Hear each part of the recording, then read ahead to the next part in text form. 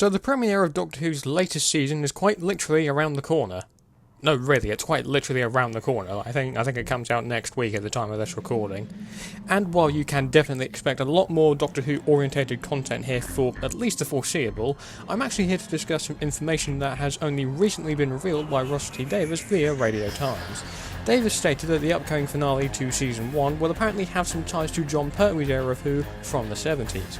Now I'm going to break down exactly what Davies said and what implications this could end up having.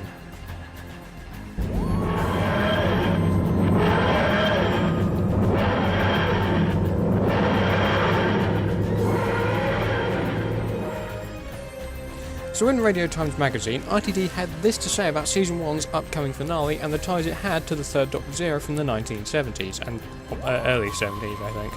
He said, and I quote, "The TARDIS is on a top secret mission, heading straight for the unit tower in the middle of modern day London, but 10 floors below, a long buried secret has been waiting since the era of the Third Doctor, Jon Pertwee, and Ruby's mother holds a vital clue that might change her daughter's story forever." Now, Russell revealing this about the finale I think is very mysterious, because it means a lot of people are now going to go back over a lot of Pertwee's story from the 70s to find what this likely is, and I will also more than likely be doing the same.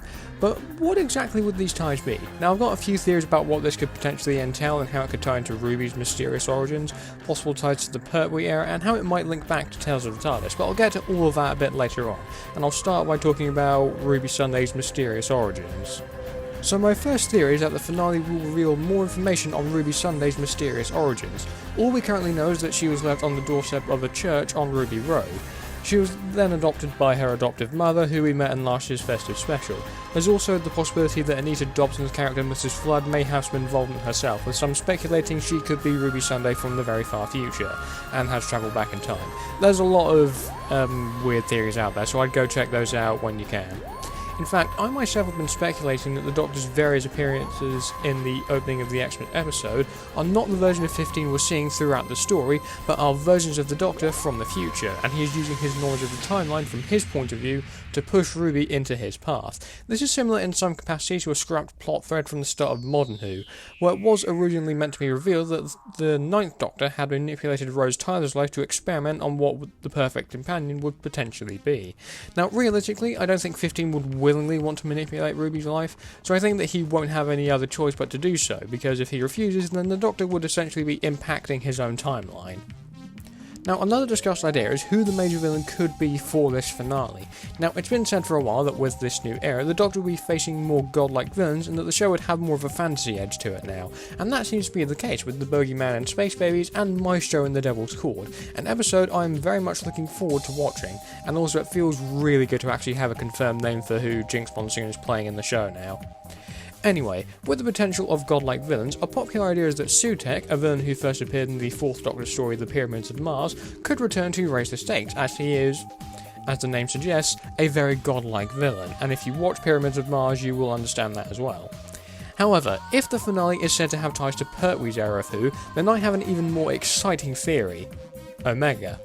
Now, according to the Doctor Who lore, Omega with Rassilon and another mysterious Time Lord known as the Other were the founders of Time Lord Society, or what we would know to be Time Lord Society. However, with the lore additions in the Whittaker era, we know this should not entirely be the case. Not going to discuss it, a whole other can of worms. Anyway, if the finale is said to have more ties to the Pertwee era from the 70s than anything else, then it makes more sense for the villain to be Omega rather than Sutekh, as has been rumoured, because Omega appeared in the Third Doctor's era, and that would make more sense. And now we come to one of my personal favourite theories, and that's the possible return of the Third Doctor.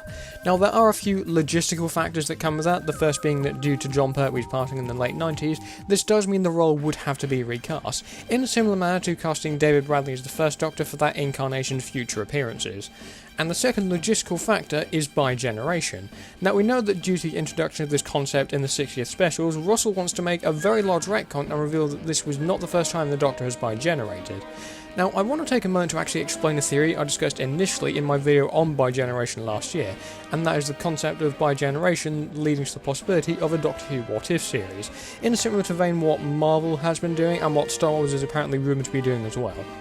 So my theory does kind of implement Russell's idea that every incarnation bi-generated, and that is when the Doctor has regenerated over the years, excluding any timeless child stuff, or you can include it depending on what you want to believe is or isn't canon, it created a branch timeline wherein the Doctor, or that specific incarnation, survived that particular brush with death and continued to travel the stars. This would lead to scenarios such as the 7th Doctor fighting in the Time War, the 9th Doctor taking on the Cybermen on Torchwood Tower, and the 11th Doctor trapped in the Confession Dial, and that leading to the whole Heaven Sent and Hell Bent story. But moving on, another idea that could tie to the finale of the Third Doctor's era is if that incarnation showed up in a flashback played by none other than Sean Pertwee, who you may know as the son of John Pertwee, the narrator in MasterChef The Professionals, and to you DC fans you'll more than likely recognise him as Alfred Pennyworth from Gotham.